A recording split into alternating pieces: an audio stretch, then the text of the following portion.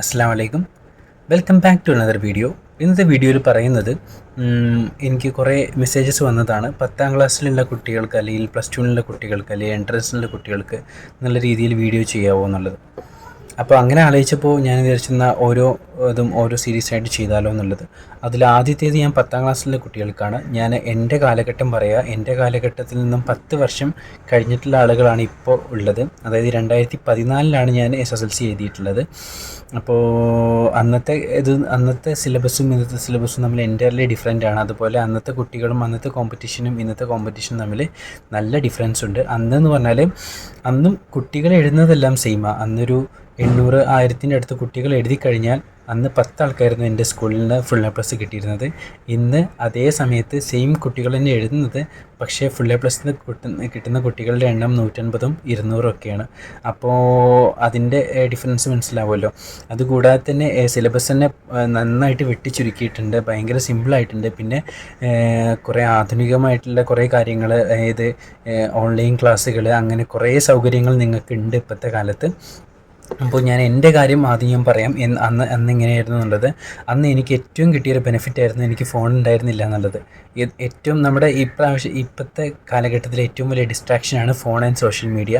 So അതുകൊണ്ടാണ് പല കുട്ടികളും ബാക്കിലോട്ട് വരുന്നത്. പക്ഷേ പല കുട്ടികളും മുന്നിലോട്ട് വരാൻ കാരണവും സോഷ്യൽ മീഡിയ തന്നെയാണ്. അത് നമ്മൾ വേണ്ട പോലെ യൂസ് ചെയ്ത് കഴിഞ്ഞാൽ തന്നെ നമുക്ക് ഉയർച്ചയുണ്ടാകാം. അത് വേണ്ട പോലെ യൂസ് ചെയ്യാതിരുന്നു കഴിഞ്ഞാൽ നമുക്ക് താഴ്ചയുണ്ടാവാം. സോ അതാണ് ഇതിൻ്റെ ബെനിഫിറ്റ് ഉള്ളത്. അന്നെന്ന് പറഞ്ഞാൽ നമുക്ക് എല്ലാവരും പറയും SSLC ആണ് ടേണിംഗ് പോയിൻ്റ് എന്നുള്ളത്. എനിക്ക് നിങ്ങളോട് ആദ്യമായിട്ടുള്ള പറയാനുള്ളത് എന്താ വെച്ചാൽ, SSLC ഒരു ടേണിംഗ് പോയിൻ്റ് തന്നെയാണ്. പക്ഷേ SSLCയിൽ ഫുൾ എ പ്ലസ് കിട്ടി, അല്ലെങ്കിൽ SSLCയിൽ ഒരു എ പ്ലസ് പോലും കിട്ടിയില്ല എന്ന് വിചാരിച്ച് ഒരാളും വലിയ പദവിയിലെത്തും, അല്ലെങ്കിൽ ഒരാളും തോറ്റുപോയി, അങ്ങനെയൊന്നുമില്ല. അതായത് നമ്മളെ കഴിവ് പോലെ ഇരിക്കും നമ്മൾ ജയിക്കണോ തോൽക്കണോ വേണ്ടതെന്നുള്ളത്. നമ്മൾ യൂട്ടിലൈസ് ചെയ്യുന്ന പോലെ ഇരിക്കും നമ്മുടെ സമയം. അതുപോലെ നമുക്കുള്ള സൗകര്യങ്ങളും എത്രത്തോളം നമുക്ക് യൂട്ടിലൈസ് ചെയ്യാൻ പറ്റുന്നോ അത്രത്തോളം മാക്സിമം യൂട്ടിലൈസ് ചെയ്യുക എന്നുള്ളതാണ്. അപ്പോൾ എനിക്ക് പറയാനുള്ളത്, പാരൻസിനോടും പറയാനുണ്ട്, കുട്ടികളോടും പറയാനുണ്ട്. എനിക്ക് ബെനിഫിറ്റായിട്ട് തോന്നിയിട്ടുള്ള കാര്യങ്ങൾ ഞാൻ ആദ്യം പറഞ്ഞുതരാം. എനിക്ക് എൻ്റെ പാരൻസ് ആദ്യം മുതലേ നല്ല സപ്പോർട്ടീവ് ആയിട്ടുള്ള പാരൻസ് ആയിരുന്നു. അതുകൂടാതെ ഞാനിപ്പോൾ എത്ര സമയം വരെ പഠിക്കുന്നു, അതായത് എൻ്റെ ഉപ്പ ഞാൻ 2 മണി വരെ ഇരുന്ന് പഠിക്കുകയാണെന്നുണ്ടെങ്കിൽ ആ 2 മണി വരെ എൻ്റെ കൂടെ എൻ്റെ ഉപ്പ ഉണ്ടാകും. ഇൻ കേസ് ഞാൻ രാവിലെ എഴുന്നേൽക്കുകയാണെന്നുണ്ടെങ്കിൽ എൻ്റെ ഉമ്മ നേരത്തെ എണീറ്റ് എനിക്ക് ചായ ഉണ്ടാക്കി തരും. അതുപോലെ പഠിക്കാനുള്ള ഒരു ഊർജ്ജം കൂടി പകർന്നു തരും. അവരത്ര വലിയ വിദ്യാഭ്യാസമുള്ള ആളുകളൊന്നുമില്ല. ഉമ്മ 10ാം ക്ലാസ് വരെയൊക്കെ പഠിച്ചിട്ടുള്ളൂ. അതേപോലെ ഉപ്പയും അതേപോലെ പ്രീ ഡിഗ്രിയും കഴിഞ്ഞിട്ട് ചെറിയൊരു കോഴ്സും ചെയ്തിട്ടേ ഉള്ളൂ. പിന്നെ ഗൾഫിലായിരുന്നു പോയിരുന്നത്. അപ്പോൾ എനിക്ക് പറയാനുള്ളത്, അവർ അത്ര വലിയ എഡ്യൂക്കേഷൻ ഇല്ല എന്നുണ്ടെങ്കിലും അവരുടെ മക്കൾ വലുതായിട്ട് വലിയ എഡ്യൂക്കേഷനുള്ള വല്ല പദവിയിൽ എത്തണം എന്ന് ആഗ്രഹിക്കുന്ന പാരൻസ് ആയതുകൊണ്ടാണ് ഞാൻ അൽഹംദുലില്ലാ ഞാനും എൻ്റെ സിസ്റ്ററും ഇപ്പോൾ നല്ലൊരു പൊസിഷനിൽ ഇരിക്കുന്നത് എന്നുള്ളത് ഞാൻ പറയുന്നത്. അപ്പോൾ എൻ്റെ പാരൻസിനോട്, അതായത് നിങ്ങളുടെ പാരൻസിനോട് പറയാനുള്ളത്, നിങ്ങൾ നന്നായിട്ട് മക്കളെ സപ്പോർട്ട് ചെയ്യുക എന്നുള്ളതാണ്. അവരിപ്പോൾ ഇൻ കേസ് ഫോണിലാണ് വീഡിയോ കാണുന്നത്, അതായത് ഇപ്പോൾ ഓൺലൈൻ ക്ലാസ്സുകളും അതേപോലെ ഓൺലൈൻ ക്രാഷുകളുണ്ടാകും, അതേപോലെ പല കാര്യങ്ങളുണ്ടാകും. അപ്പോൾ അത് അവർ യൂസ് ചെയ്യുകയാണെന്നുണ്ടെങ്കിലും, ഫോൺ യൂസ് ചെയ്യുകയാണെന്നുണ്ടെങ്കിലും നിങ്ങൾ അവരുടെ അടുത്തുണ്ടാവണം. അവരെന്താണ് വാച്ച് ചെയ്യുന്നത്, അല്ലെങ്കിൽ അവർ പഠിക്കുക തന്നെയാണോ എന്നുള്ളത് നോക്കാൻ നിങ്ങൾ ഉണ്ടാവണം. നിങ്ങൾക്ക് അവർക്ക് വേണ്ടി സമയം കണ്ടെത്തണം. ഒരിക്കലും ഒരു കുട്ടിക്ക് സ്വന്തമായിട്ട് ഓക്കെ എനിക്ക് പറ്റും ഏത് എന്നുള്ള രീതിയിൽ, അതായത് ഒരു സപ്പോർട്ട്, ചെറിയ രീതിയിലെങ്കിലും സപ്പോർട്ട് ഉണ്ടെന്നുണ്ടെങ്കിൽ അവർ നന്നായിട്ട് ഉയർന്നു വരും. സോ ആ ഒരു സപ്പോർട്ട് നിങ്ങൾ പാരൻസ് എന്തായാലും മക്കൾക്ക് കൊടുക്കണം എന്നുള്ളതാണ് എനിക്ക് പറയാനുള്ളത്. അവരിപ്പോൾ എത്ര സമയം ഇരുന്ന് പഠിക്കുകയാണെന്നുണ്ടെങ്കിൽ അവരുടെ കൂടെ ഇരിക്കുക, അല്ലെങ്കിൽ അവർ നേരത്തെ എഴുന്നേൽക്കുന്ന സമയത്ത് അവരുടെ കൂടെ എഴുന്നേറ്റിരുന്ന് ജസ്റ്റ് അവിടെ ഒന്നും ഇതാക്കണ്ട. നിങ്ങൾ ഫോണുമ്മ കളിച്ചിരിക്കരുത്. ഓക്കെ, നിങ്ങളുടേതായിട്ടുള്ള കാര്യങ്ങൾ നിങ്ങൾ ചെയ്യുക. കാരണം നിങ്ങൾ ഫോണുമ്മ കളിച്ചുകൊണ്ടിരുന്ന അവർക്കും ഫോണിലോട്ടുള്ളൊരു ടെൻഡൻസി വരും എന്നുള്ളതാണ്. അതുപോലെ അവർ ഫോൺ യൂസ് ചെയ്യുന്ന സമയത്ത്, അതായത് ഈ ക്ലാസ് വാച്ച് ചെയ്യുന്ന സമയത്ത് നിങ്ങളും അവരുടെ കൂടെ ഒന്ന് ജസ്റ്റ് ഫോൺ തന്നെയാണ്, അതായത് പഠിക്കുന്നത് തന്നെയല്ലേ എന്നുള്ളത് ജസ്റ്റ് ഒന്ന് വാച്ച് ചെയ്ത് നോക്കുക എന്നുള്ളതാണ് എനിക്ക് പറയാനുള്ളത്. പിന്നെ വേറൊരു കാര്യം മക്കളോട് പറയാനുള്ളത്, അന്നത്തെ സിലബസും ഇന്നത്തെ സിലബസും നല്ല ഡിഫറൻസ് ഉണ്ട്. സോ അതുകൊണ്ട് എനിക്ക് എന്ത് പഠിക്കണം, എന്തൊക്കെയാണ് ഇമ്പോർട്ടൻസ് എന്നുള്ളത് പറഞ്ഞു തരാൻ കഴിയില്ല. പക്ഷേ അന്നും ഇന്നും ഒരേ ഒരു കാര്യം മാത്രമേ ഇപ്പോഴും ആവർത്തിക്കുന്നുള്ളൂ. ഒന്ന് previous year questions and previous year topics. അതാണ് ഇപ്പോഴും ആവർത്തിച്ചുകൊണ്ടിരിക്കുന്നത്. അന്ന് ഞാൻ ചെയ്തത് എന്താണെന്ന് വെച്ചാൽ, ക്വസ്റ്റ്യൻസ് പ്രീവിയസ് 5 വർഷത്തെ പേപ്പർ അല്ലെങ്കിൽ 3 വർഷത്തെ പേപ്പറുകളും അവൈലബിൾ ആയിട്ടുണ്ടാവുമല്ലോ. അപ്പോൾ അതിലുള്ള പ്രീവിയസ് ഇയർ ടോപ്പിക്സ് ഏതൊക്കെയാണെന്നുള്ളത് എന്നുള്ളത് ഇതാക്കും, അത് ആദ്യം റെഫർ ചെയ്യും, അത് മാക്സിമം കംപ്ലീറ്റ് ആക്കും. അതുപോലെ തന്നെ അതിന് ശേഷമാണ് ബാക്കിയുള്ള കാര്യങ്ങളും കവർ ചെയ്യാൻ നോക്കിയിരുന്നത്. പിന്നെ എനിക്ക് കിട്ടിയൊരു ബെനിഫിറ്റ് അൽഹംദുലില്ലാ, ഞാൻ ആദ്യം മുതലേ ഞാൻ പഠിച്ചിരുന്നു. അതുകൊണ്ട് തന്നെ എനിക്കത്ര ലാസ്റ്റ് ആയപ്പോഴത്തേനും അത്ര ബുദ്ധിമുട്ട് വന്നിരുന്നില്ല. എനിക്ക് ആകെ ഒരു ആഗ്രഹം ഉണ്ടായിരുന്നത് എനിക്ക് ഗ്രേസ് മാർക്ക് കൂടാതെ തന്നെ ഫുൾ എ പ്ലസ് കിട്ടണമെന്നായിരുന്നു. അതായത് എനിക്കൊരു സ്കൗട്ടിൻ്റെ രാജ്യ പുരസ്കാരൻ്റെ അവാർഡ് ഉണ്ടായിരുന്നു. സോ അതുകൊണ്ട് തന്നെ ഗ്രേസ് മാർക്ക് ഉണ്ടാവുമോ എന്നുള്ളൊരു പേടി ഉണ്ടായിരുന്നു. പക്ഷേ റിസൾട്ട് വന്ന സമയത്ത് ഗ്രേസ് മാർക്ക് കൂടാതെ തന്നെ അൽഹംദുലില്ലാ ഫുൾ എ പ്ലസ് കിട്ടി. അതൊരു വലിയൊരു അനുഭവമാണ് കേട്ടോ, ഫുൾ എ പ്ലസ് കിട്ടുക. അന്നത്തെ കാലത്ത് എന്ന് പറഞ്ഞാൽ ഇന്നത്തെ പോലല്ല. അന്ന് ഞങ്ങളെ സ്കൂളിൽ 800-1000 അടുത്തൊക്കെ ആൾക്കാർ എഴുതി കഴിഞ്ഞാൽ ആകെ ഫുൾ എ പ്ലസ് കിട്ടുന്നത് 10 പേർക്കാണ്. അപ്പോൾ അങ്ങനെയൊക്കെ എന്നുള്ളതിൽ അന്ന് ആദ്യമായിട്ടാണ് ഞാൻ ടി വിയിലൊക്കെ വരുന്നത്. അതായത് സാറുമാരെല്ലാം വീട്ടിലോട്ട് വന്ന്, അതേപോലെ ലഡു തന്ന് നമ്മളിപ്പോൾ ക്യാമറയിലൊക്കെ നമ്മൾ ഫോക്കസ് ചെയ്തിട്ടില്ല, ഏത് ടി വിയിലൊക്കെ വന്നായിരുന്നു. അപ്പോൾ കാരണം അത്ര കുറച്ച് ആൾക്കാരെല്ലാം കിട്ടുന്നുള്ളൂ. അപ്പോൾ ഭയങ്കര സന്തോഷമായിരുന്നു. അതായത് നാട്ടുകാർക്ക് അറിയാം ഞാൻ മദ്രസയിൽ പഠിക്കുന്നുള്ളത്, പക്ഷേ സ്കൂളിലും കൂടി പഠിക്കുന്നുള്ളത് ആ ഒരു 10+ കൂടിയാണ് അറിയാൻ തുടങ്ങിയത്.